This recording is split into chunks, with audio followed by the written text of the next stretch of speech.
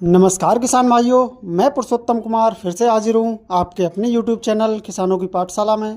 किसान भाइयों, आज हम बात करेंगे कि हमें अपनी धान की फसल में सरसों की खली और यूरिया का इस्तेमाल कब करना चाहिए। इन दोनों को एक साथ इस्तेमाल करने से हमारी धान की फसल में क्या रिजल्ट मिलते हैं, क्या फ़ायदे हमें मिलने वाले हैं, तो पूरी जानकारी किसान भाइयों आज की वीडियो में मैं आपको देने वाला हूं। तो आप वीडियो को लास्ट तक जरूर देखें, जिससे कि आपको भी सही और सटीक जानकारी मिल सके। बात करते हैं किसान भाइयों कि आखिरकार जो धान की फसल है उसके अंदर सरसों की खली का इस्तेमाल किया क्यों जाता है। किसान भाइयों, nitrogen, phosphorus, potash, zinc, sulphur, इनके साथ साथ हमारी धान की फसल के लिए बहुत से माइक्रो न्यूट्रिएंट की आवश्यकता पड़ती है, जिसके लिए किसान भाइयों हमें अपनी धान की फसल में नीम की खली या फिर सरसों की खली का इस्तेमाल करना होता है, क्योंकि इनके अंदर लगभग 6 से 7 पोषक तत्व दिए हुए होते हैं। यानी 6 से 7 पोषक तत्व इन खली के अंदर उपलब्ध होते हैं, जो कि हमारी धान की फसल के लिए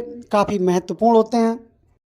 तो इन खलियों का इस्तेमाल करने से हमारी फसल के लिए उन पोषक तत्वों की पूर्ति हो जाती है। इसके साथ साथ हमारी जो फसल है वो बहुत ही अच्छी तरह से ग्रोथ करके चलती है। तो इसके लिए हम अपनी धान की फसल में सरसों की खली या नीम की खली का इस्तेमाल करते हैं।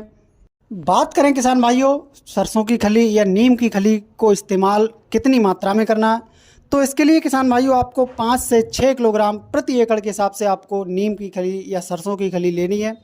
बात की जाए इसको लगाने के तरीके की, तो आपको नीम की खली लेकर बहुत ही बारीक रूप में आपको पीस लेना है, जिससे कि आप उसे आसानी से यूरिया के साथ मिलाकर बिखेर सकें। बात करें किसान भाइयों कि हम नीम की खली या फिर यूरिया को एक साथ लगा सकते हैं या नहीं, तो किसान भाइयों तो बिल्कुल हाँ किसान भाइयों, नीम की खली या फिर सरसों की खली को हम यूरिया के साथ आसानी से मिलाकर लगा सकते हैं। इसको लगाने से आपको कोई भी निगेटिव इम्पैक्ट आपकी फसल में देखने को नहीं मिलेगा।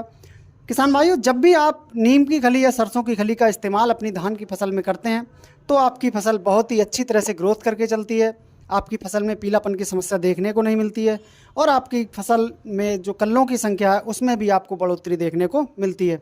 तो किसान भाइयों, आप अपनी फसल में इन खलियों का इस्तेमाल कर सकते हैं। किसान भाइयों, जानकारी पसंद आई हो तो वीडियो को लाइक एवं शेयर ज़रूर करें।